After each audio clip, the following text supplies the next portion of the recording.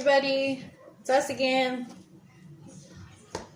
We're going to start with the Serenity Prayer. With the Serenity Prayer.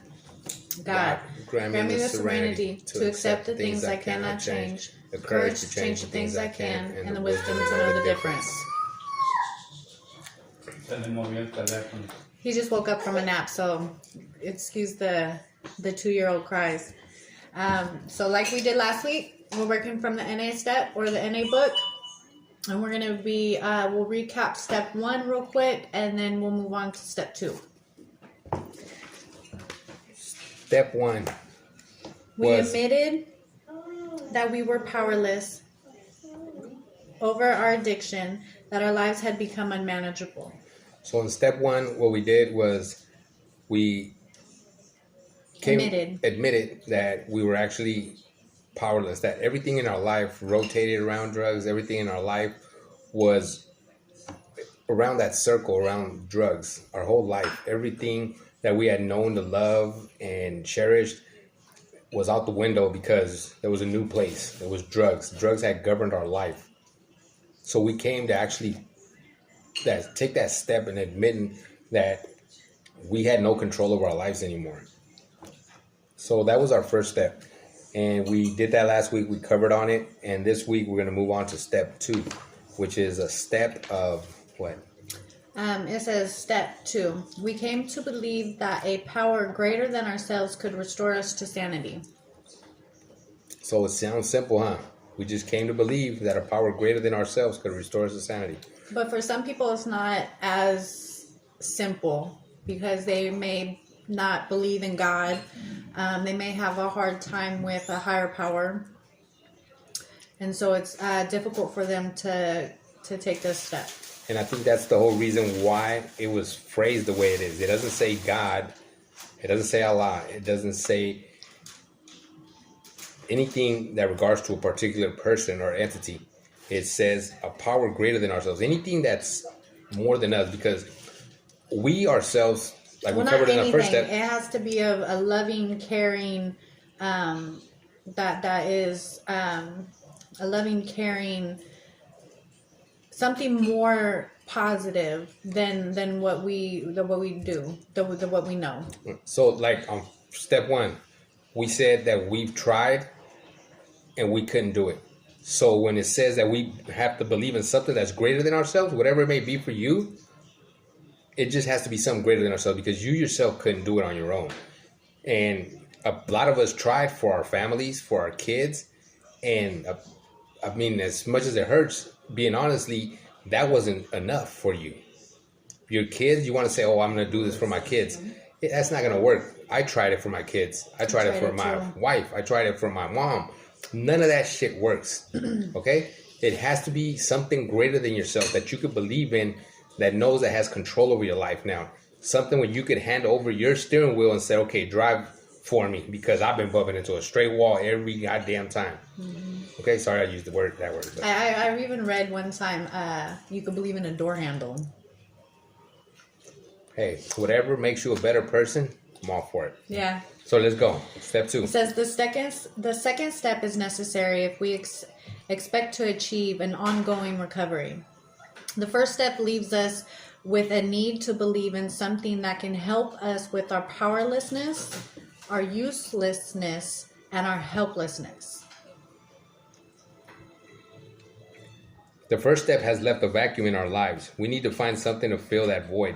This is the purpose of the second step. Some of us didn't take this step seriously at first. We passed over it with the minimum concern, only to find the next steps will not work until we work that step 2.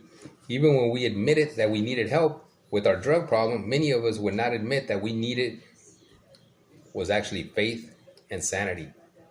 We have a disease, progressive, incurable, and even fatal. One way or another, we went out and bought our destruction on a time payment plan. Oh.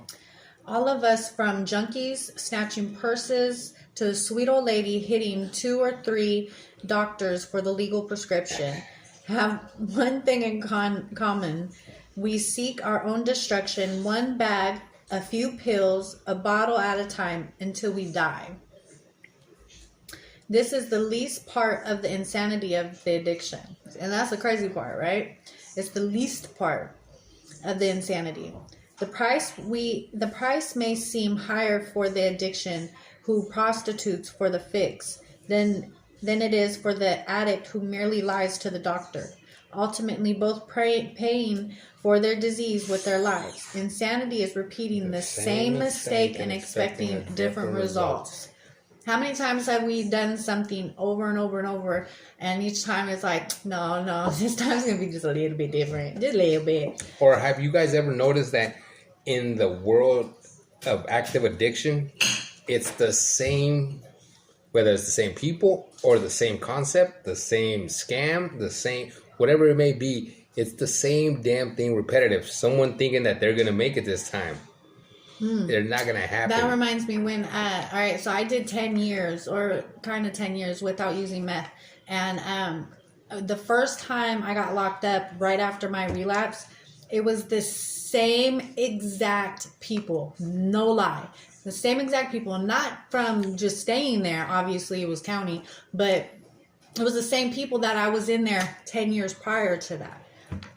That's the same. That goes for all of us. Everybody that's ever been in county, prison is a little different, but in county jails, whether you're in county, it's a revolving that's why you door. guys all know each other. That's why we all know each other. Because why? We're the same ones in that door, spinning in and out, in and out. Why? Because this time around, I got it. This time around, I got it. It's going to be a little bit different. I got it this time. My cellie told me how to do it differently. That's why he's sitting in that motherfucker with you.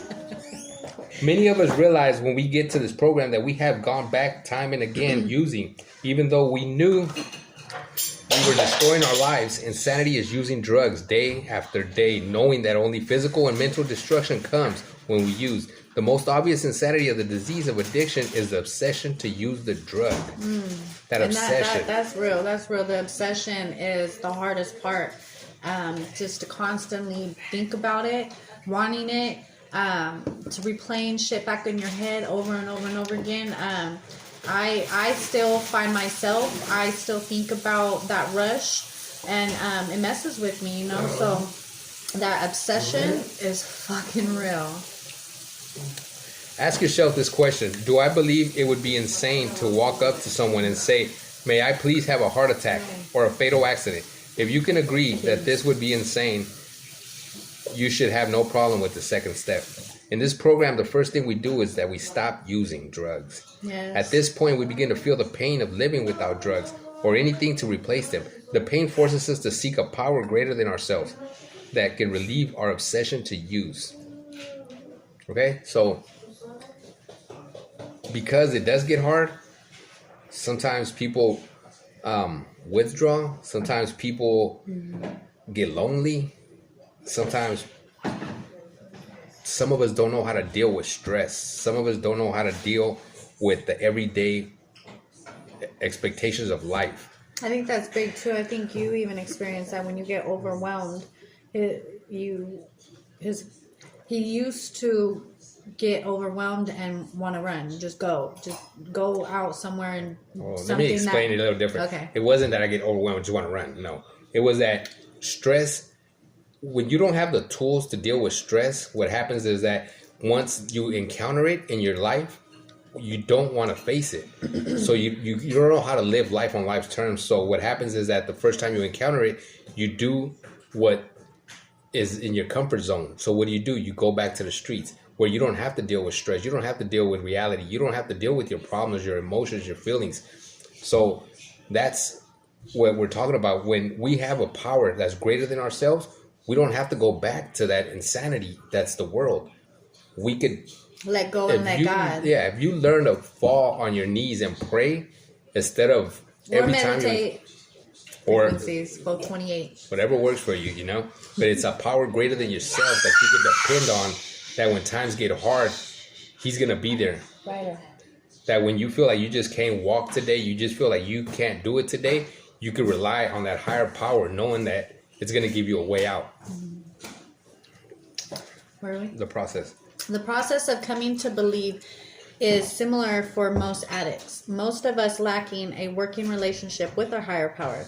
We begin to develop this relationship by simply admitting to the possibility of the power greater than ourselves. Most of us have no trouble admitting that addiction had become a destructive force in our lives. Our best efforts resulted in ever greater destruction. What does that say? That says like the more... What? Give it to me, baby. Come on. Okay, what were you? Hi, Roy. Are you okay, baby? Admitting that addiction had become a destructive force in our lives. Our best efforts resulted in our ever greater destruction. Okay, so that plays in a role with our first step, all right? So we got to come to accept that we've tried, and our best efforts ever never ever amounted to shit, ever, because we wouldn't be where we are today when we were in our addiction if anything that we knew how to do worked for us, and it never does. It never does. And when you notice, it says that when you're clean and sober, you're saying, I'm going to do it this time. I'm going to get clean this time. Okay? You're clean for a week, let's say, but you still have that void inside of you. There's something there that hasn't been filled. Because why? You don't have a higher power that's giving you that fulfillment inside, accomplishments. So you're out there trying to maintain life on your own and with your own understandings. And our own understandings always leads us to the wrong damn road. Mm-hmm. So when you go out there and you're trying to do this and you fall back into addiction, guess what happens? You're not coming back alone. Let me talk to you about my higher power. My higher power talks about demons, the demons that we fight every day in our life. And when we try to do it on our own, that one demon that we got rid of, and that's addiction. Guess what? Addiction's coming back 7 times harder this time around. Do the peekaboo thing. So it comes back, and it's not coming back by himself. He's bringing back his buddy, his cousin. No, I'm not going to do that right now. I was not doing that. So it's going to come back with like 4 or 5 different demons, and that's going to be depression, shame, guilt. All these things are going to hit you now, and they're coming back tenfold. So when you try to do things on your own without that higher power, guess what? It's more destruction for you than the last time. That's why some of us don't have that next recovery. All of us have a relapse in us. All of us. But we don't know if we're ever going to... What? We all have a relapse in us. But we all don't know if we're ever going to clean up from it. All right? Some of us may not come back from those relapses. So we've lost a lot of people. You may have a relapse, but I mean, how many times have you heard those stories of people not coming back from the relapse? I've heard plenty of people saying, I'm going to just go out there one more time, and then, next time I'm going to go it's a recovery. Program. So I have the relapse, but I don't know if I have another recovery left in me, okay? Yeah. Because you don't know what happens back out there on the streets. So let's move on so we can finish this before our timing. We talked and listened to others. We saw other people recovering, and they told us what was working for them. We began to see evidence of some power that could not be fully explained. Confronted with these evidence, we began to accept the existence of a power greater than ourselves. We can use this power long before we understand it. All right?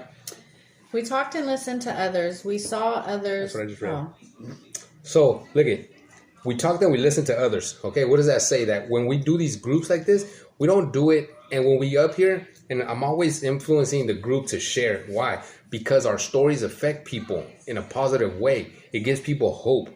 And not just hope because they see us doing better, they see us getting new things, they see life forming, they see our families reunited. No, but let's share the negative things too. Let's share all the tribulations we go through. Let's share all the obstacles that we have to overcome. Let's share all that. Why? Because you know what? One day that new guy in recovery is going to face something. And when you tell him that everything is nice and dandy, well, guess what? When he bumps into an obstacle and he didn't hear that you actually had bumped into that obstacle, he's not going to know how to react to that. But when you share all your obstacles and all your things, how you overcame them, then it gives them hope. Because you know what? When he faces it, he knows that he can't overcome it. But why? Because we've done it. Mm-hmm. We're an example of recovery, that there's life after recovery. And we should be able to share all these because they're tools that's going to help another recovering addict. Your story may save somebody's life. Okay. Confronted with this evidence... Right here, baby. Oh. As we see... coincidence and miracles happening in our lives, acceptance becomes trust.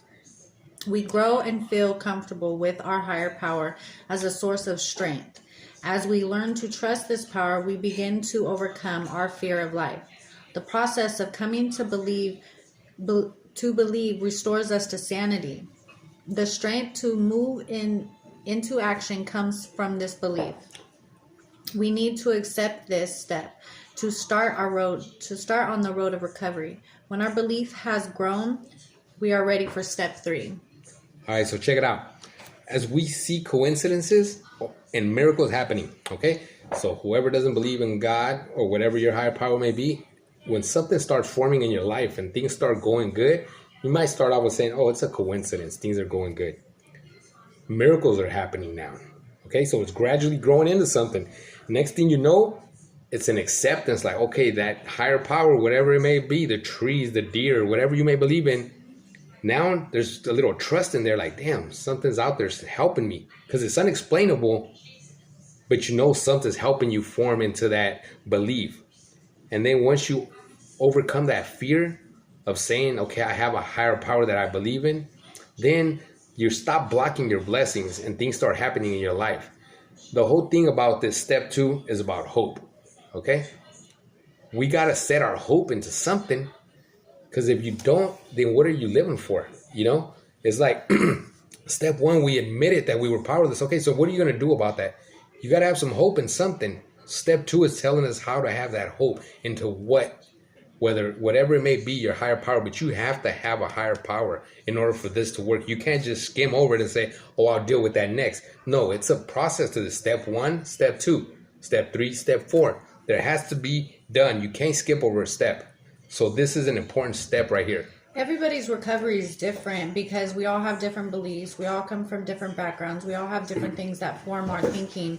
And I mean, like for me, like it was, I knew about recovery and I knew about God. Neither one of them individually could keep me sober. It wasn't until I found like a peace of mind in my thinking with my meditation and my prayer and just my routine that I was able to bridge the gap between the two.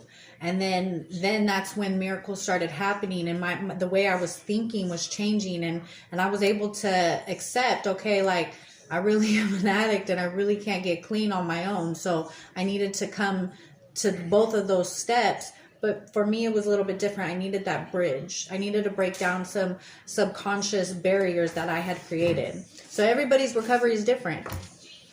It is. Because for me, it was like at first when I started reading this book, it was like, okay, how could you tell me to have a higher power that's a doorknob or a deer or a tree?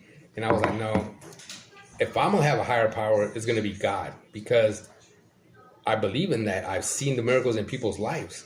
And so the same thing, I was just hesitant because it doesn't particularly tell you believe in God. It's giving you the option to believe whatever it is that's going to help you become a better person. That's putting your hope into something. But since we are an organization, a group, a community that's open to help out anyone, no matter the race, nationality, whatever your belief system may be, we're here to help you overcome your addiction. So these steps work. If you work these steps, your life changes forever. And I'm a living example that these 12 steps work. You know, I've done everything. I used to be a youth group leader. I've tried it on my own. Prison couldn't reform me. Nothing worked for me until I tried this. And I'm just saying that if you do have if you take this step and you set your hopes on something. And just have an open mind to it. Have an open mind that, you know, there's something out there that is greater than yourself that can help you. Trust and believe it. And miracles will start happening in your life. Whatever it is that you set your goals for when you start your recovery, whether it's like, oh, I want to get my life back together. I want my family back reunited. I want to have a little apartment. I want to have my little car. Well, guess what? All that, it's going to be peanuts to an elephant. Your dreams are going to go beyond what you could ever believe in. Because you know what? This shit, it just gradually goes. Next thing you know, you have trust. You believe in yourself. you're full of life, you're motivated. People could trust you. Everything just falls into place, and it snowballs, but not in a bad way. But things start piling up for you. Next thing you know, man, you're in college, you're starting to get a degree. All these things that you never thought imaginable that you could ever do start happening in your life, man. So step 2, man. We encourage you guys to pick up the book. We see that people are shy to these rooms, and that's okay. We're going to keep bugging you guys. Next week, we're doing step 3. Tuesday, we'll do a check-in. Don't be shy. And if y'all ever need help with it, we're both here. Yeah. Reach out to us. We have an open door policy. Just message us. We're real people too, and we're going through it. I have 147 days clean. He has 128 days clean, and we're doing this one day at a time, and it's not all easy. We still have struggles, but yet we work them, and we work them together, and most of all we work them with you guys. So we encourage you guys to share your ups, your downs, and just love life with us. Recovery is possible. We do recover. Much love, you guys. Raw as fuck, man. 2020.